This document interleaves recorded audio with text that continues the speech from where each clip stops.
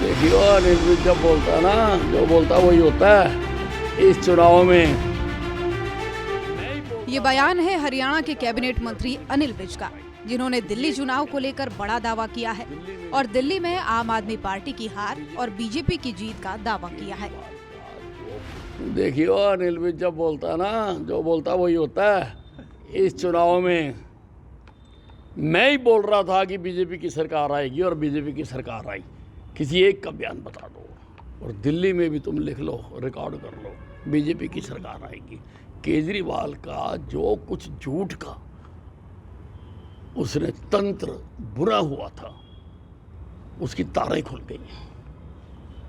और ये पार्टी तो धोखे से पैदा हुई पार्टी है। इस दौरान उन्होंने अन्ना हजारे को लेकर भी केजरीवाल पर निशाना साधा और अन्ना हजारे को धोखा देने का आरोप लगाया। ये जो अन्ना हजारे जी का भ्रष्टाचार के खिलाफ आंदोलन हुआ था, उसकी पॉपुलैरिटी को इन्होंने एनकैश करके धोखे से अपनी पार्टी बनाई।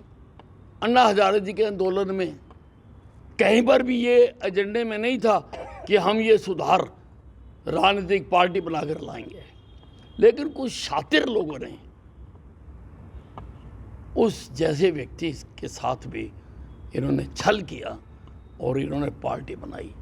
और धोखे से उपजी हुई चीज का अंजाम हमेशा बहुत खराब होता है।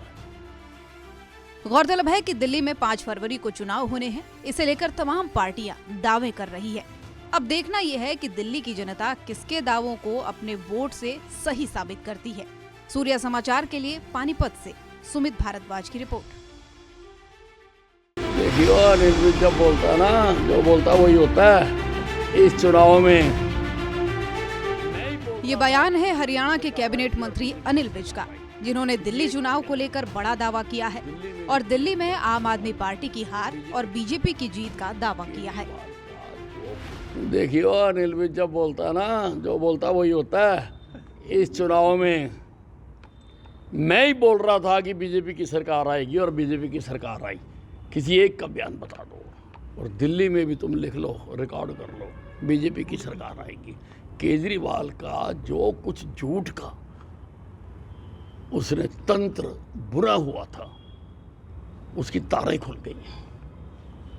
और ये पार्टी तो धोखे से पैदा हुई पार्टी है।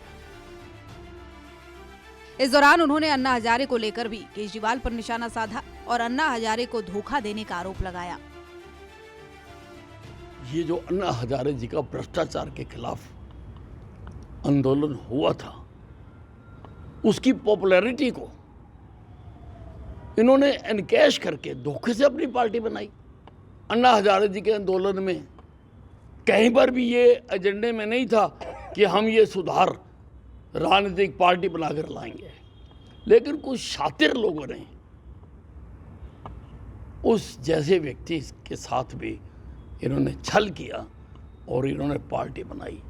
और धोखे से उपजी हुई चीज का अंजाम हमेशा बहुत खराब होता है। गौरतलब है कि दिल्ली में 5 फरवरी को चुनाव होने हैं। इसे लेकर तमाम पार्टियां दावे कर रही है। अब देखना यह है कि दिल्ली की जनता किसके दावों को अपने वोट से सही साबित करती है। सूर्या समाचार के लिए पानीपत से सुमित भारद्वाज की रिपोर्ट।